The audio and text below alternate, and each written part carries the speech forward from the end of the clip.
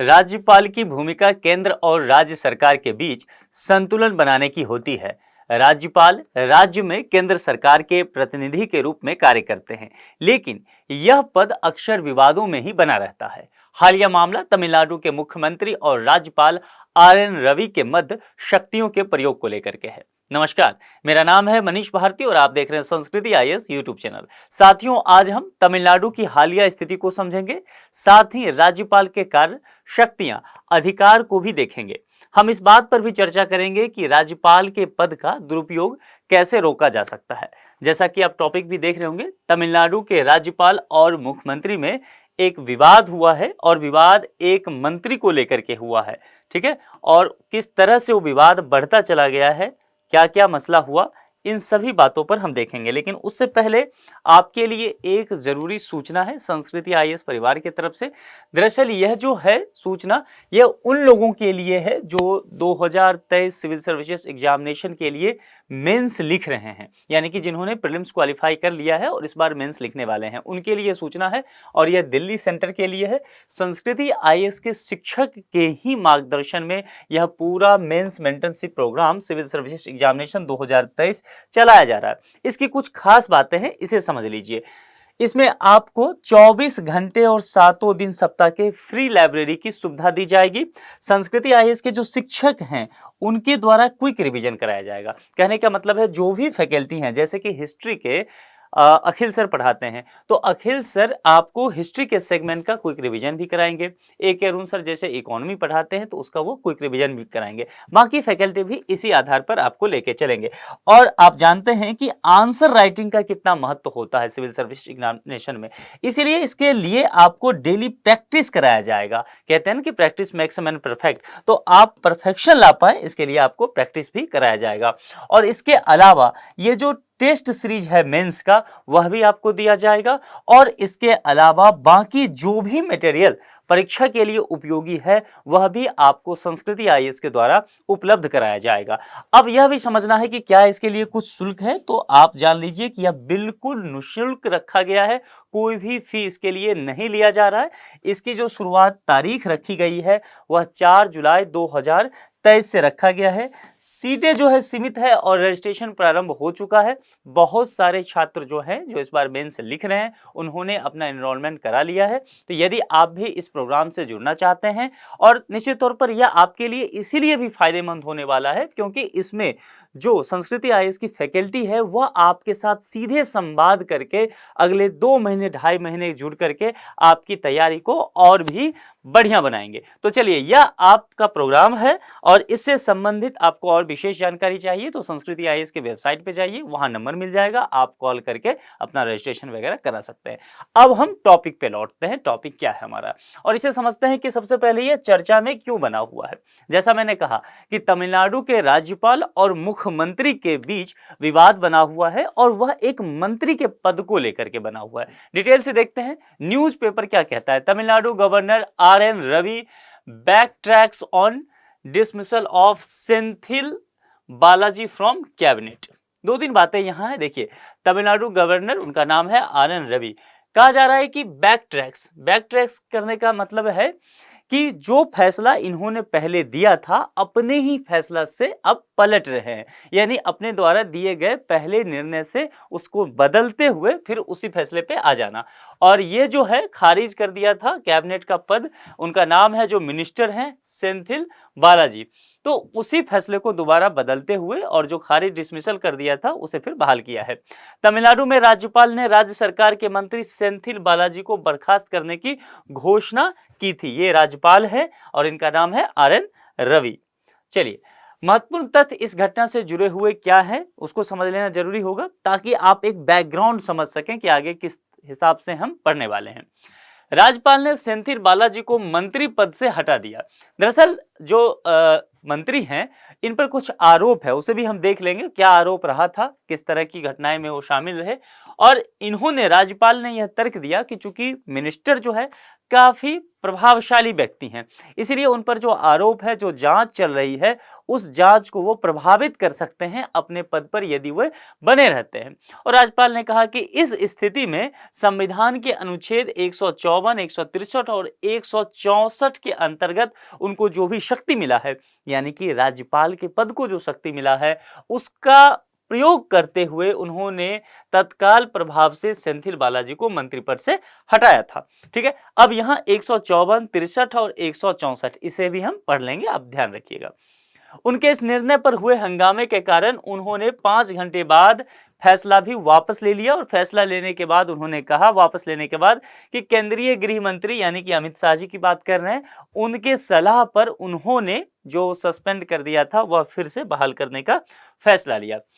अब यहां समझिए, राज्यों में किसी मंत्री को बर्खास्त करने का फैसला मुख्यमंत्री का होता है। ये वहां के मुख्यमंत्री तमिलनाडु के जो है स्टेलिन साहब, उनका कहना है।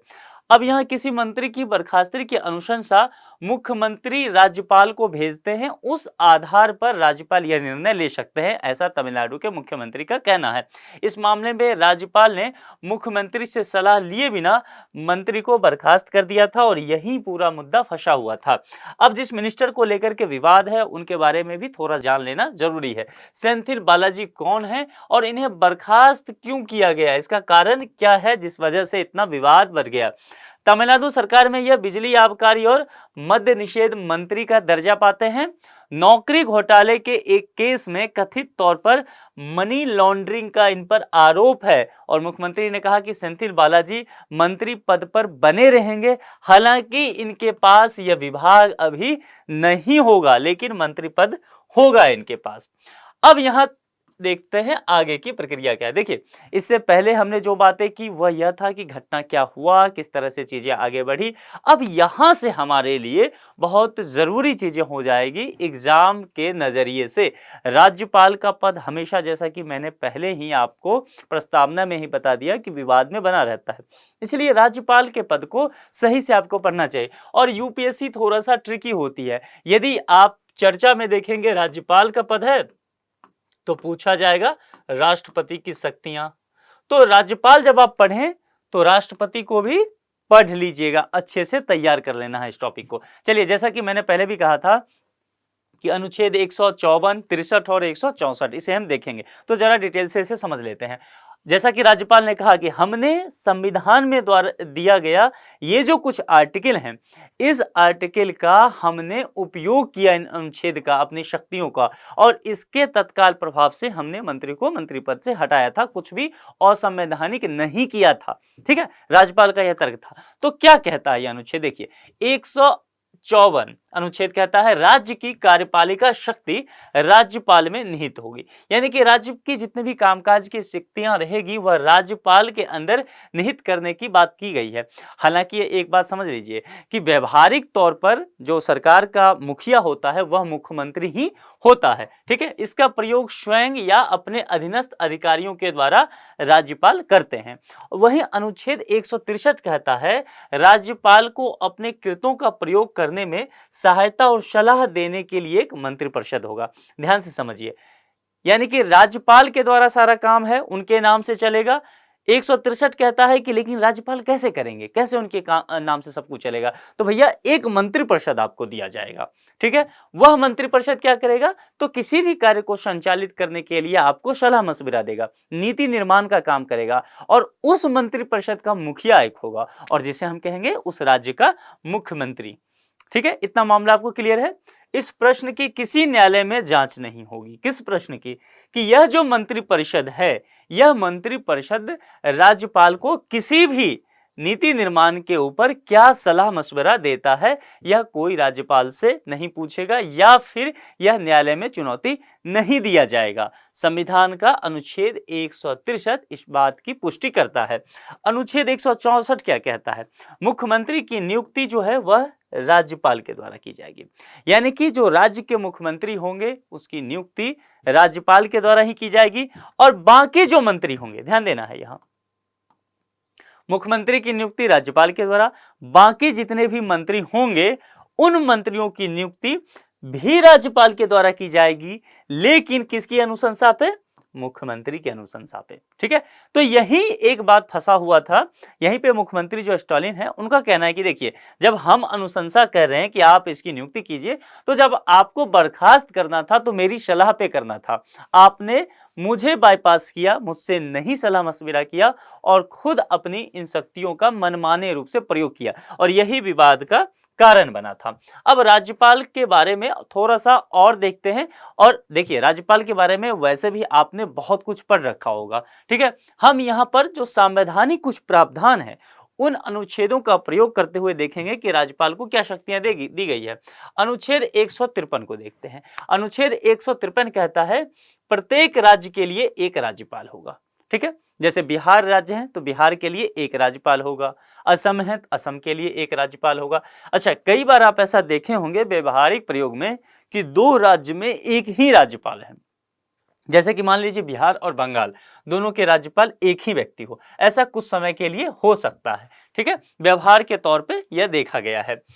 अनुच्छेद 166 क्या कहता है? राज्य सरकार की समस्त कार्यपालिका कार्यवाही राज्यपाल के नाम से चलेगी, जैसा हमने पहले भी डिस्कशन कर लिया था। अनुच्छेद 174 कहता है राज्यपाल समय समय पर राज्य के विधानमंडल के सदन, ठीक है, या प्रत्येक सदन को अधिवेशन के लिए आहूत करेगा। ठीक है, जब सदन की कार्रवाई चलेगी तो उसमें राज्यपाल की अहम भूमिका होगी, उसे आहूत करने के लिए राज्यपाल ही जिम्मेदार होंगे, यह अनुच्छेद 174 बता रहा है। अनुच्छेद 188 कहता है राज्य की विधानसभा या विधान परिषद, बहुत सारे राज्य में विधान परिषद नहीं है, चलिए यह आपके लिए होमवर्क दे देता हूं, आप कमेंट बॉक्स में लिख के बताइए कि किन किन राज्यों में विधान परिषद है, और इसको थोड़ा सा डिटेल से पढ़िए कि विधान परिषद किसी राज्य में बनता है तो उसकी क्या क्या प्रक्रिया होती है। ठीक है, दो बातें हैं आपके लिए। तो चलिए यहां देखते हैं कि ये विधानसभा जिस राज्य में है या फिर जिस राज्य में विधानसभा और विधान परिषद दोनों है, उदाहरण के लिए मान लेते हैं बिहार, यहां ले लेते हैं, वहां विधानसभा विधान परिषद दोनों है, का प्रत्येक सदस्य अपना स्थान ग्रहण करने से पहले राज्यपाल के समक्ष शपथ लेगा, यानी कि शपथ की जो प्रक्रिया है वह राज्यपाल के द्वारा ही संपन्न कराई जाएगी। अनुच्छेद 200 को देखते हैं। देखिए, राज्य की विधानसभा या विधान परिषद, जिस राज्य में विधान परिषद है वाले राज्य में विधानमंडल के दोनों सदनों द्वारा पारित विधेयक राज्यपाल के समक्ष प्रस्तुत किए जाएंगे। ध्यान से समझना है, इसमें कुछ पॉइंट है इसलिए यहां रोक रहा हूं आपको। जिस राज्य में विधानसभा है वहां से अगर कोई बिल जो है पास होता है तो वह किसके पास आएगा? राज्यपाल के पास आएगा। बहुत सारे ऐसे राज्य हैं जहां विधानसभा भी है विधान परिषद भी है, जैसे बिहार, मैंने पहले ही कहा, इससे जो बिल पास होगा वह कहां आएगा? वह भी राज्यपाल के समक्ष प्रस्तुत किया जाएगा। अब यहां पर उस नीति निर्माण, उस बिल से संबंधित कुछ बातों के लिए राज्यपाल के पास कुछ शक्तियां हैं। राज्यपाल के पास जब ये आएगा बिल, तो उस विधेयक पर राज्यपाल क्या कर सकते हैं? अपनी अनुमति दे सकते हैं, उस विधेयक से सहमति दर्ज करा सकते हैं, फिर वह कानून का रूप ले लेगा। राज्यपाल चाहे तो उस विधेयक को रोक दे सकते हैं, अनुमति नहीं देंगे कि आप इसको सुधारिए, संशोधन के लिए वापस भेज सकते हैं, या फिर राज्यपाल के पास एक और शक्ति है, और राज्यपाल क्या कर सकते हैं? उस विधेयक को राष्ट्रपति के विचार के लिए आरक्षित कर सकते हैं कि फिलहाल जो है मैं ना इसे सहमति दे रहा हूं, ना मैं इसे खारिज कर रहा हूं, मैं इसे राष्ट्रपति के विचार के लिए आरक्षित कर रहा हूं, और उसके बाद ही इस पर निर्णय हो पाएगा। यह भी एक शक्ति राज्यपाल के पास है। राज्यपाल की शक्तियों से संबंधित सर्वोच्च न्यायालय के कुछ निर्णय हैं, उसे देखिए। अच्छा, अब यहां एक बात आप समझिए, राज्यपाल की शक्तियों से संबंधित मामला है, यहां सुप्रीम कोर्ट क्या कर रही है?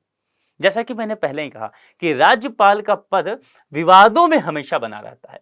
कई बार ऐसा देखा गया व्यवहारिक तौर पर कि राज्यपाल राज्य में केंद्र सरकार के एजेंट के रूप में काम कर रहे होते हैं, और वहां जो मुख्यमंत्री हैं या वहां जो उनकी मंत्री परिषद है उनके कामकाज में इससे बाधा पहुंचती है।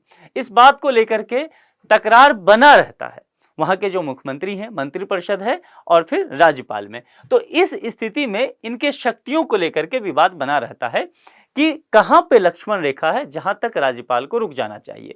तो सुप्रीम कोर्ट तक कई बार यह मसला गया है और सुप्रीम कोर्ट ने अपने विभिन्न फैसलों के द्वारा उस लक्ष्मण रेखा को खींचने का प्रयास भी किया है। तो कुछ केस हम देख लेते हैं। देखिए, शमशेर सिंह बनाम पंजाब राज, और यह 1974 में हुआ था।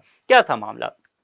इस मामले में सर्वोच्च न्यायालय ने एक निर्णय दिया और निर्णय देते हुए कहा कि कुछ असाधारण परिस्थितियों को छोड़कर कुछ ऐसी बातें हैं आपराधिक हो सकती है, उसको छोड़ दीजिए, नहीं तो राज्यपाल जो है मंत्रिपरिषद के राय के अनुसार ही अपने संवैधानिक शक्तियों का प्रयोग करेंगे।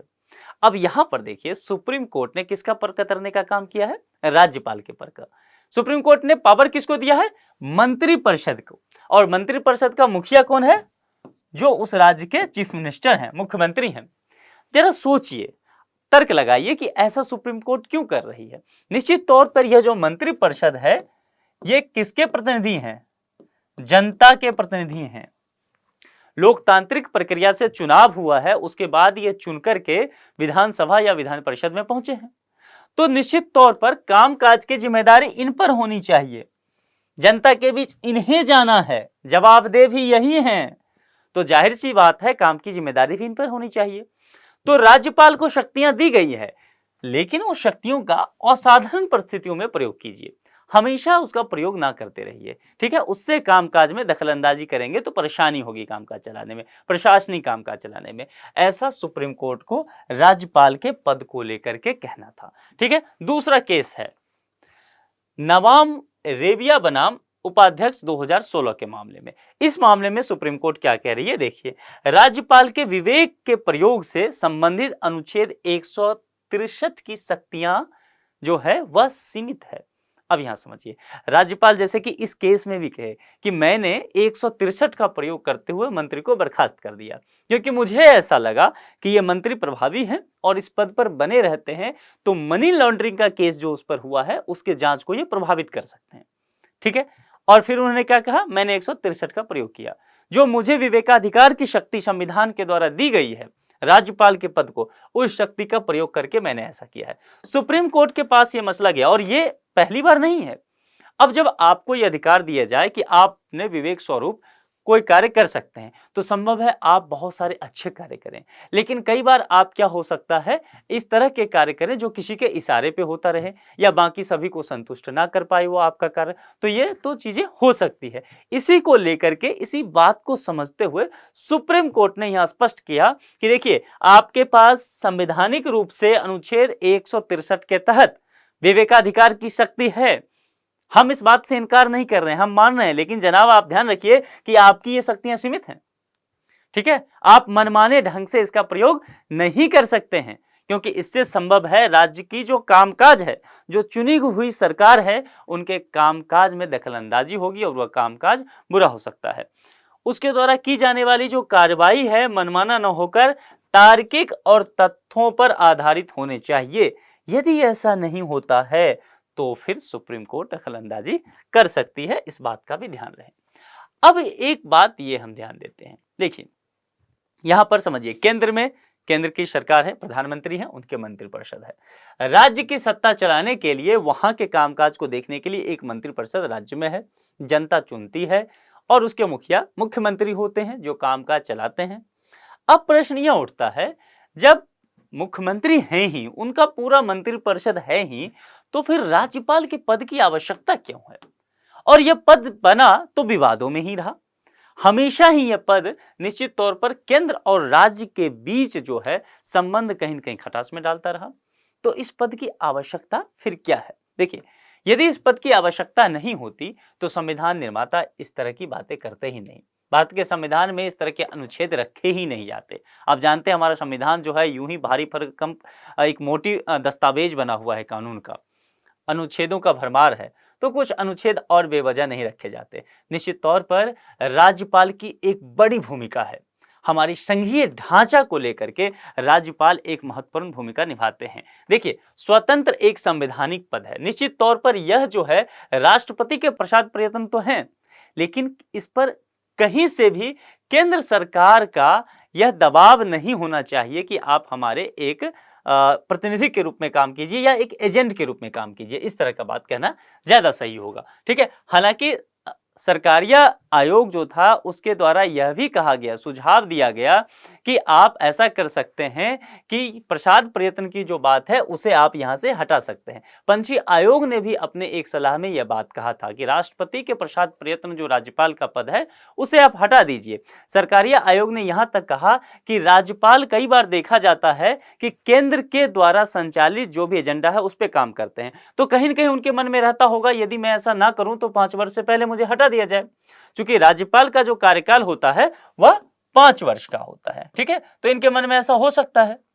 तो इन्होंने कहा कि देखिए, सरकारिया आयोग ने सुझाव दिया कि आप ऐसा कीजिए कि ये 5 साल का जो टर्म है राज्यपाल का वो फिक्स कर दीजिए। ठीक है, बीच में इन्हें ना हटाया जाए। तो इस तरह की बातें भी की गई। अब समझते हैं, केंद्र सरकार का अधीनस्थ नहीं है, एक स्वतंत्र संवैधानिक पद है। पहले बात किया, जो मैंने पहले भी बताया था कि संघीय ढांचा की एक महत्वपूर्ण कड़ी है। हमारा जो संघ बना हुआ है, भारत एक संघ है, निश्चित तौर पर उसकी जो एक महत्वपूर्ण कड़ी राज्यपाल को माना गया है।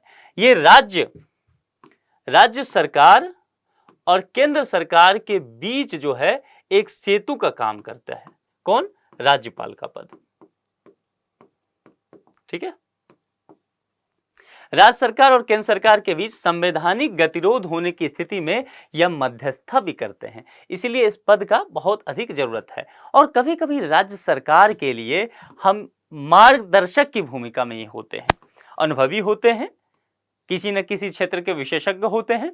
इसलिए राज्य सरकार को एक सही दिशा निर्देश देने के लिए, संभव है राज्य सरकार निरंकुश हो जाए, उस स्थिति में संवैधानिक दायित्व को निर्वहन करने की याद दिलाने के लिए राज्यपाल का पद वहां बहुत जरूरी हो जाता है। और राज्यपाल जो है राज्य में क्या सब चल रहा है इसकी रिपोर्ट भी केंद्र सरकार को देते रहते हैं, ताकि मान लीजिए जैसे मणिपुर में भी हिंसा हुई है तो इसमें राज्यपाल का पद जो है, उनकी भूमिका जो है काफी महत्वपूर्ण हो जाती है।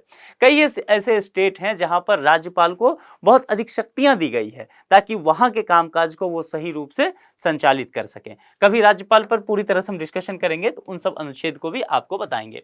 अब आगे की राह क्या हो सकती है, देखिए, राज्यपाल के लिए उनके कृत्यों के संबंध में मानदंड और सिद्धांत निर्धारित किए जाने चाहिए। जैसा कि सुप्रीम कोर्ट ने कहा भी, पिछले हमने एक केस की चर्चा आपको करके बताया भी, 2016 का केस, उसमें सुप्रीम कोर्ट ने कहा भी कि आपके द्वारा जो विवेकाधिकार लिया जाएगा अनुच्छेद 163 के तहत, वह मनमाना नहीं होना चाहिए, वह तार्किक होना चाहिए, वह तथ्यों पर होना चाहिए। इसी बात की गई है। राज्यपालों द्वारा लिए गए निर्णयों की न्यायिक समीक्षा संभव है और होनी ही चाहिए। राज्यपाल के रूप में गैर राजनीतिक व्यक्ति की नियुक्ति हो। संभव है कि केंद्र में किसी और पार्टी की सरकार हो, जैसे कि मान लेते हैं, उदाहरण से देख लेते हैं, बीजेपी की सरकार केंद्र में है और यहां पर मान लेते हैं बिहार राज्य ले लेते हैं। आज हम बिहार ही पूरा उदाहरण के तौर पे ले रहे हैं, तो यही राज्य लेते हैं। अब यहां पर बीजेपी फिलहाल जो है सत्ता में नहीं है, ठीक है, तो मान लेते हैं यहां गठबंधन की सरकार है, महागठबंधन। ठीक, तो यहां पर एक अलग पार्टी है, यहां कुछ क्षेत्रीय पार्टी का गठबंधन है। अब सरकारें दोनों अलग अलग हैं, तो यहां पर संभव हो सकता है जब सरकार अलग अलग हो तो राजनीतिक गतिरोध तो होगा ही, निश्चित तौर पे व्यवहार में देखा जाता है। अब यहां पर बीजेपी चूंकि केंद्र नियुक्त करती है राज्यपाल की, यहां पर यह राज्य बिहार में एक ऐसा व्यक्ति नियुक्त करती है जो बीजेपी के लीडर रहे हों। तो बताइए, क्या यह महागठबंधन की सरकार जो बिहार में चल रही है उसके लिए समस्या नहीं खड़ी कर देंगे राज्यपाल? कर देंगे, और यही समस्या व्यवहारिक तौर पर होता भी है। इसलिए कहा जा रहा है कि राज्यपाल की जो नियुक्ति हो ना, एक गैर राजनीतिक व्यक्ति की नियुक्ति हो, वह तटस्थ हो, वह किसी दल का व्यक्ति ना हो, वह किसी विचार का व्यक्ति ना हो, वह संवैधानिक दायित्वों का निर्वहन करे और राज्य सरकार को सलाह दे अपने दायित्वों को पूरा करने के लिए। और राज्यपाल की चयन प्रक्रिया को लेकर के भी बातें की गई है कि राज्यपाल की चयन प्रक्रिया में विपक्ष का भी योगदान हो, सत्तारूढ़ दल का भी योगदान हो और न्यायपालिका को भी शामिल कर लिया जाए। राज्यपाल की नियुक्ति संबंधित राज्य के मुख्यमंत्री से परामर्श किए जाए। जिस भी राज्य में, मान लीजिए तमिलनाडु में किसी राज्यपाल की नियुक्ति होनी है तो तमिलनाडु राज्य के जो सीएम हैं उनसे आप परामर्श कर सकते हैं। सरकारिया आयोग ने इस बात की चर्चा भी की है। इसके अलावा जैसा कि मैंने पहले भी कहा कि सरकारिया आयोग ने कहा कि 5 साल के टर्म को आप फिक्स कर दीजिए। पंछी आयोग के बारे में लिखिए आप कि उन्होंने कहा, पंछी आयोग की सलाह है कि आप प्रसाद पर्यटन जो राष्ट्रपति के होते हैं, राज्यपाल का पद, उसे समाप्त कर दीजिए। राज्यपाल की विवेकाधीन शक्तियों में तार्किक आधार पर कमी देखी जाती रही है, तो इसको अधिक तार्किक और तथ्यात्मक बनाइए। इस तरह की भी बातें की गई है। यदि इस तरह की बातें होती है तो राज्यपाल का जो पद है उसका दुरुपयोग कहीं न कहीं रुकेगा और भारत की जो संघीय ढांचा है वह और भी मजबूत होगी। इसलिए राज्यपाल का पद काफी नाजुक डोर है केंद्र और राज्य के बीच, इसलिए बहुत सही से अपने संवैधानिक जो उनके दायित्व हैं, शक्तियां हैं, उनका प्रयोग करना चाहिए। चलिए इस मुद्दे पर अब एक संभावित प्रश्न क्या हो सकता है प्रैक्टिस के लिए, उसे देखते हैं। किसी राज्य के राज्यपाल को निम्नलिखित में से कौन सी शक्तियां प्राप्त होती हैं? और जैसा मैं बार बार कहता हूं, यहां के बाद सीधे देखिए कि कमांड क्या कहा गया है, प्रयोग कर सही उत्तर चुनिए। स्टेटमेंट देखते हैं। पहला, राज्य के मुख्यमंत्री और अन्य मंत्रियों की नियुक्ति करना। किसके संदर्भ में कहा जा रहा है? राज्यपाल को क्या उनकी क्या क्या शक्तियां हैं? राज्य के मुख्यमंत्री और अन्य मंत्रियों की नियुक्ति करना, राज्य के विधानमंडल के सदन या प्रत्येक सदन को ऐसे समय और स्थान पर जो वह ठीक समझे अधिवेशन के लिए आहूत करना, विधानमंडल के दोनों सदनों द्वारा पारित विधेयक को राष्ट्रपति के विचार के लिए आरक्षित रखना। अब आपको देखना है कि राज्यपाल के जो शक्तियां हैं इसमें कौन कौन सी शक्ति है। जो भी आपको सही लगे, चूंकि सही उत्तर ही चुनना है, उसके हिसाब से आपको 4 विकल्प दिए गए हैं। चारों विकल्प में से जो भी आपको सही लगे उसका चयन करके कमेंट बॉक्स में आप जरूर लिखें। मुझे अच्छा लग रहा है कि चूंकि आप में से बहुत सारे लोग जो हैं कमेंट बॉक्स में जवाब दे रहे हैं और बहुत अच्छा जवाब दे रहे हैं, उनका जवाब सही भी हो रहा है। इसका मतलब है कि लेक्चर को आप बहुत ध्यान से सुनते हैं, और अगर आप ध्यान से सुनेंगे तो मैं कोई कारण नहीं समझता कि आप इसे सही से ना समझ पाएं और आपके पठन पाठन को यह समृद्ध ना कर पाए। तो इस लेक्चर में इतना ही रखते हैं, फिर किसी दूसरे मुद्दे के साथ आपसे मुलाकात होगी। अपना ख्याल रखिए। Thank you.